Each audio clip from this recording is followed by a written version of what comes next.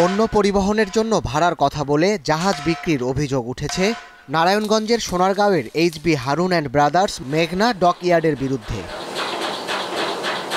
কেটে টুকরো টুকরো করা হয়েছে বিশাল পণ্যবাহী জাহাজ। এর বেশিরভাগ অংশই এখন উধাও, পড়ে আছে শুধু লোহার পাটাতন।